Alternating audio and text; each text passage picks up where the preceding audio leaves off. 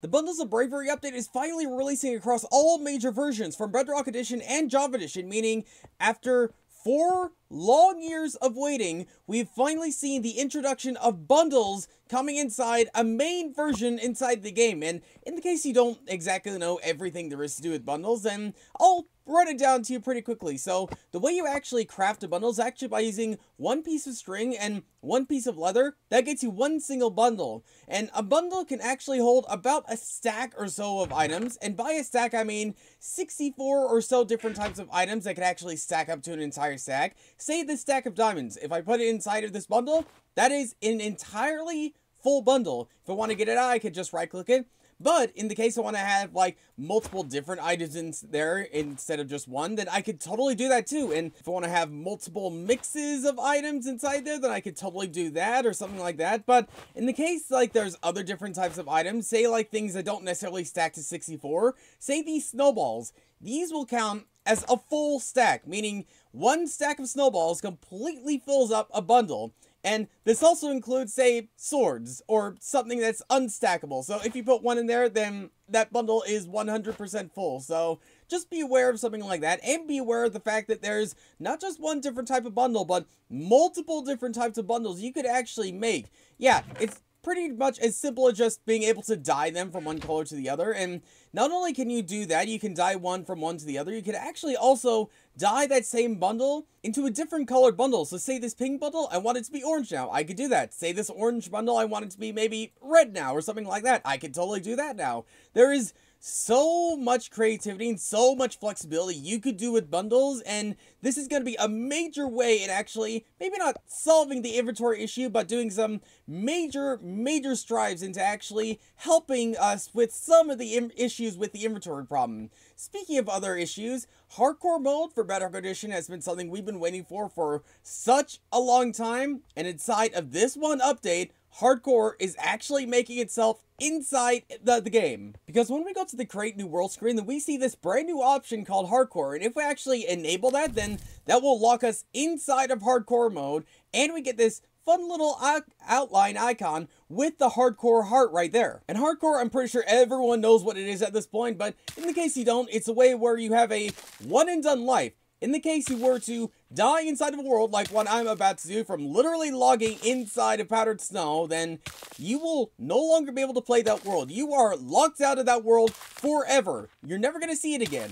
For my case, this world I've been in for all of about 30 seconds. I'm not going to see it ever again after I lose all my hearts. But when that eventually does happen, then what we're going to eventually see is the fact that, yeah, we cannot go back inside the world. We cannot respawn. We can spectate the world in the case we want to just look around it on our own, but there's no way we can interact with this world. So in the case we want to find like diamonds or something under the world, we could do that, or find that trial chamber or something like that, but we can't interact with it. We can't do anything with that now, because no matter what we do, we are locked out of this world forever and ever. So in the case you are playing hardcore, or in the case you are testing your luck with all the bedrock bugs, which, by the way, there's almost definitely still going to be some inside this update, then play at your own risk. Play at your own risk as you venture inside this new game mode. There's also a few other different types of like fun things you might want to be aware of inside this one update, such as the fact that now Breeze can no longer jump on Honey. You know, they could do the huge like 20 block jump or something like that. Well,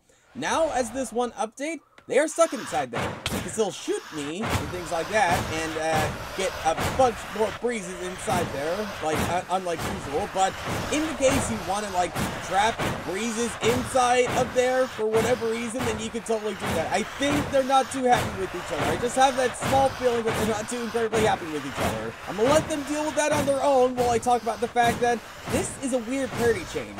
But for some reason, lodestone compasses, if they were completely identical, they just won't stack up to 64. Right now, is this one update? They should be able to do that now.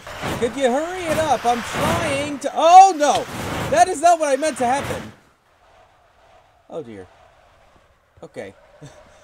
Well, this is a fun way to trap a breeze, but at the same time, you might as well just enclose them and not accidentally just have them burst out from underneath this entire holding chamber. But something else you might want to be aware of and not have burst out is the fact that now, in the case you are playing with, like, say, cheats or something like that, you can actually place vines with commands. For whatever reason, that just never was a thing, but now this one update, it's actually now a thing. Something else that's a thing now is the fact that wind charges can now no longer be like hit or thrown or something like that. In the case, it's like immediately thrown. So say there was a second player and I just immediately threw it, I can't interact with it. Say I threw it like right now, then that immediate aftershock, I cannot activate it in any way, shape, or form.